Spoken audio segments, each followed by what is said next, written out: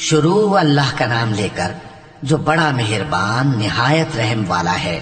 اے نبی، ہم نے تم کو فتح دی، فتح بھی کھلی اور واضح، تاکہ اللہ تمہاری اگلی اور پچھلی کوتاہیاں بخش دے اور تم پر اپنی نعمت پوری کر دے اور تم کو سیدھے رستے چلاتا رہے، اور تاکہ اللہ تمہاری بھرپور مدد کرے۔ وہی تو ہے جس نے مومنوں کے دلوں پر تسکین نازل فرمائی تاکہ ان کے ایمان کے ساتھ اور ایمان بڑھے، اور آسمانوں اور زمین کے لشکر سب اللہ ہی کے ہیں، اور اللہ جاننے والا ہے، حکمت والا ہے۔ یہ اس لیے کہ وہ مومن مردوں اور مومن عورتوں کو بہشتوں میں جن کے نیچے نہریں بہہ رہی ہیں داخل کرے، وہ اس میں ہمیشہ رہیں گے، اور تاکہ ان سے ان کے گناہوں کو دور کر دے، اور یہ اللہ کے نزدیک بڑی کامیابی ہے۔ اور اس لیے کہ منافق مردوں اور منافق عورتوں اور مشرک مردوں اور مشرک عورتوں کو جو اللہ کے بارے میں برے برے خیال رکھتے ہیں عذاب دے، انہی پر برے حادثے واقع ہوں، اور اللہ ان پر غصے ہوا اور ان پر لعنت کی اور ان کے لیے دوزخ تیار کی، اور وہ بری جگہ ہے۔ اور آسمانوں اور زمین کے لشکر اللہ ہی کے ہیں، اور اللہ غالب ہے، حکمت والا ہے۔ اے نبی، ہم نے تم کو احوال بتانے والا اور خوشخبری سنانے والا اور خبردار کرنے والا بنا کر بھیجا ہے، تاکہ مسلمانوں تم لوگ اللہ پر اور اس کے پیغمبر پر ایمان رکھو اور اس کی مدد کرو اور اس کی تعظیم کرو، اور صبح و شام اس کی تسبیح کرتے رہو۔ اے نبی، جو لوگ تم سے بیعت کرتے ہیں وہ در حقیقت اللہ سے بیعت کرتے ہیں، اللہ کا ہاتھ ان کے ہاتھوں پر ہے۔ پھر جو شخص عہد کو توڑے تو عہد توڑنے کا نقصان اسی کو ہے، اور جو اس بات کو جس کا اس نے اللہ سے عہد کیا ہے پورا کرے تو وہ اسے عنقریب اجر عظیم دے گا۔ اے نبی، جو گنوار پیچھے رہ گئے وہ تم سے کہیں گے کہ ہم کو ہمارے مال اور اہل و عیال نے روک رکھا تھا، سو آپ ہمارے لیے اللہ سے بخشش مانگیں۔ یہ لوگ اپنی زبان سے وہ بات کہتے ہیں جو ان کے دل میں نہیں ہے۔ کہہ دو کہ اگر اللہ تم لوگوں کو نقصان پہنچانا چاہے یا تمہیں فائدہ پہنچانے کا ارادہ فرمائے تو کون ہے جو اس کے سامنے تمہارے لیے کسی بات کا کچھ اختیار رکھے؟ کوئی نہیں، بلکہ جو کچھ تم کرتے ہو اللہ اس سے واقف ہے۔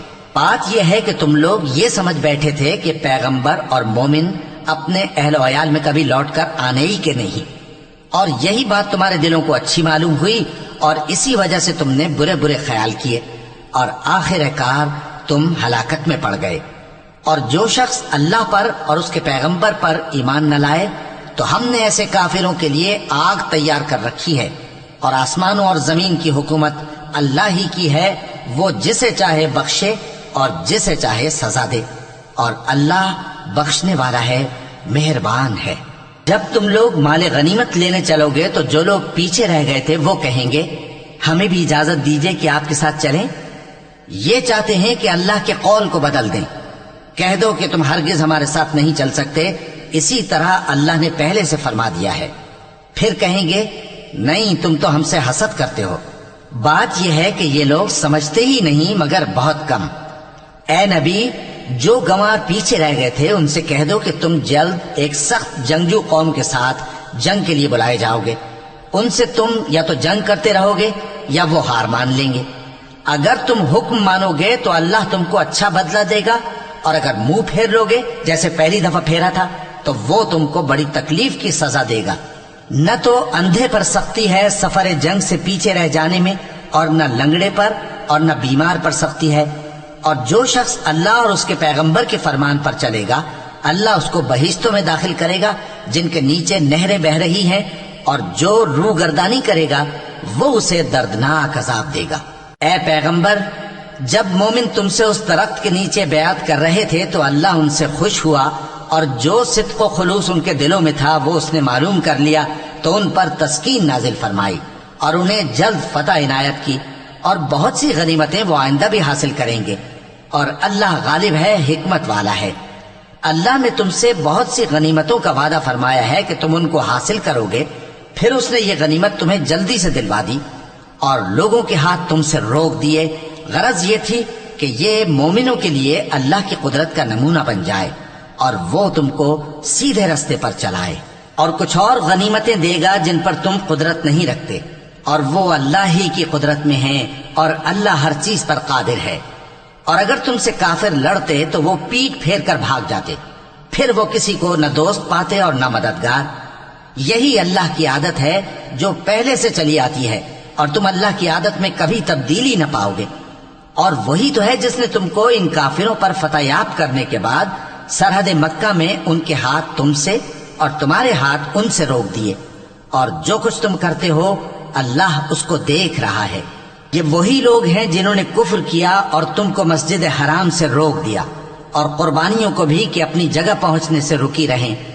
اور اگر ایسے مسلمان مرد اور مسلمان عورتیں نہ ہوتی جن کو تم جانتے نہ تھے کہ اگر تم ان کو پامال کر دیتے تو تم کو ان کی طرف سے بے خبری میں نقصان پہنچ جاتا، تو بھی تمہارے ہاتھ فتح رہتی، مگر تاخیر اس لیے ہوئی کہ اللہ اپنی رحمت میں جس کو چاہے داخل کر لے۔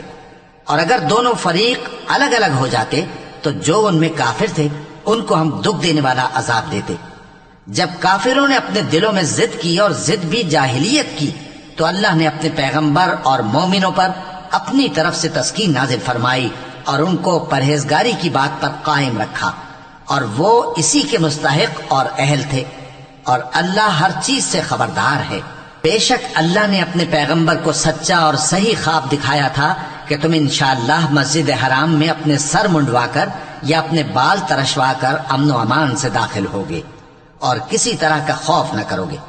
جو بات تم نہیں جانتے تھے اللہ کو معلوم تھی، سو اس نے اس سے پہلے ہی جلد ایک فتح عطا فرمائی۔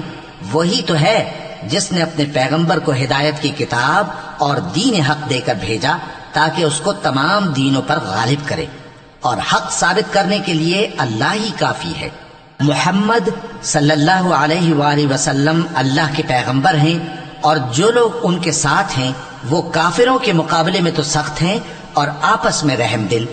اے دیکھنے والے، تو ان کو دیکھتا ہے کہ اللہ کے آگے جھکے ہوئے سر بسجود ہیں اور اللہ کا فضل اور اس کی خوشنودی طلب کر رہے ہیں۔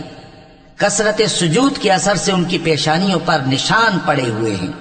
ان کے یہی اوصاف تورات میں ہیں اور یہی اوصاف انجیل میں ہیں۔